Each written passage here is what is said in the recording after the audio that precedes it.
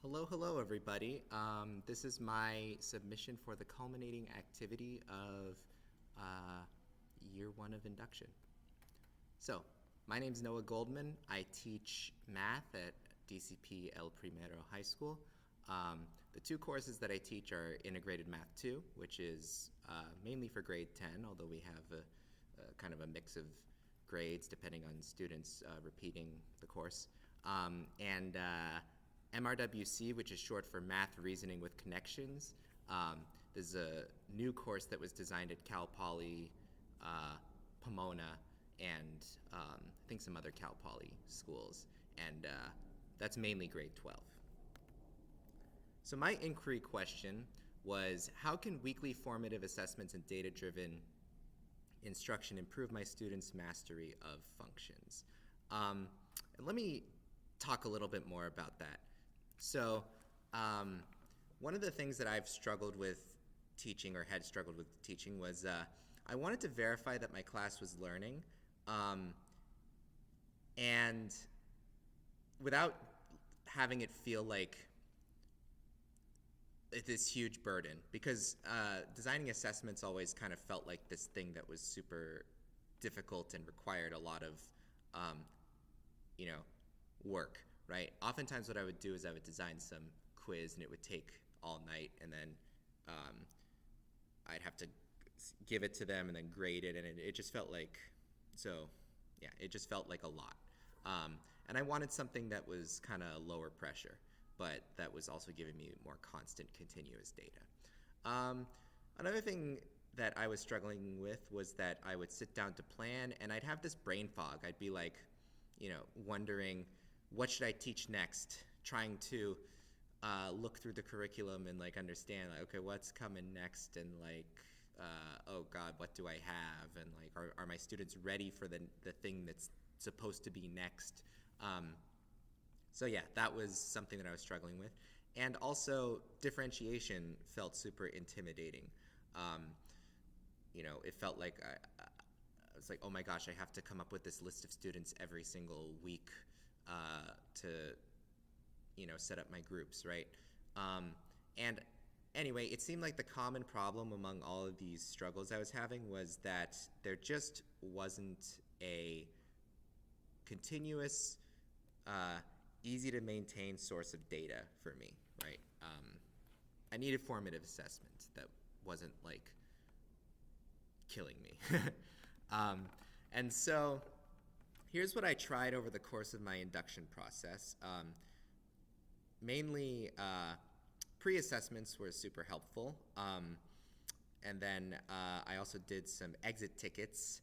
And finally, I used student work analysis to inform my planning. So this is an example of one of the exit tickets that I made. I actually made the pre-assessments in the same software. It's called EdSite. And they just tended to be a bit longer. But it was pretty easy for me to just kind of take some screenshots of Desmos and just plop this problem into EdSite. And then I can post that in Google Classroom, and the students work through it. And it doesn't have to be super long, right? Exit ticket can be 3 questions, 1 question, whatever.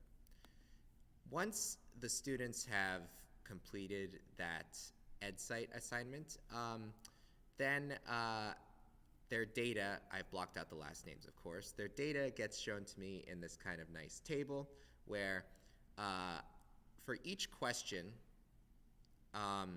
there's a specific objective. So for this question, it was students can associate the graph of a piecewise function with its definition, right? And basically what I can tell from this is, okay, I can look at, if I sort by the outcomes for question 1 just by clicking on one of these arrows, I can very quickly see, without having to hand grade all of this, okay, question 1 is a topic that I need to reinforce a bit. On the other hand, questions 2 and 3 are not so much, don't require as much reinforcement, right? So this kind of helps me inform my planning, right? And over time, we applied this methodology, and it culminated in student growth over the course of the unit. At the start of the unit, things were kind of rough. Students struggled with the concepts of functions and intervals and the sign of a function, right? This is an example of a student's work from the end of the unit, and yeah, there's a good use of intervals here. They get the notation now. The range is a little bit wrong, but that's okay. It's supposed to be a square bracket instead of a round bracket. But overall, this is a very solid depiction of this function and its behavior. Okay, so the really great thing about this was that it informed my planning. So when I was having that brain fog over what to teach, I just basically got to sit down and look at my data and be like, oh, hey, looks like my students need a little bit of help with associating the piecewise function to the graph. Boom, that's something that I weave into the next day's lesson. So how did I grow? Basically, I grew in terms of just weaving assessment into my daily, my weekly practice so that I can gain and make use of accurate data. Yeah, taking advantage of that information that I'm getting from my assessments in terms of my planning so that, hey, turns out getting assessment data, while it is a bit of work, it can reduce the amount of work you're doing in other places, right? It's easier to plan if you have better assessment data. And I also started taking better advantage of opportunities based on these assessments to refine my students' understanding, reinforce concepts as we go, etc. Okay.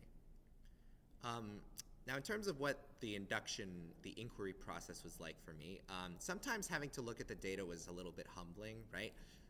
It was when I didn't have a lot of data, it was kind of tempting to just kind of be like, oh, everything's going fine, I'm explaining things well, sometimes data can really show you, oh, well, actually, no, you didn't explain that concept super well. Maybe it would help to revisit that.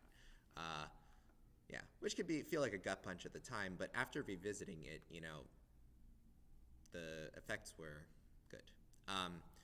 It was also kind of enlightening in that I realized there was a lot of stuff that I already do that I can take advantage of. I know how to gather data. I know how to put together a really quick problem set, like for an exit ticket. I know how to, and also I was already giving them assignments, right? And so that was another source of data that I could just regularly take advantage of.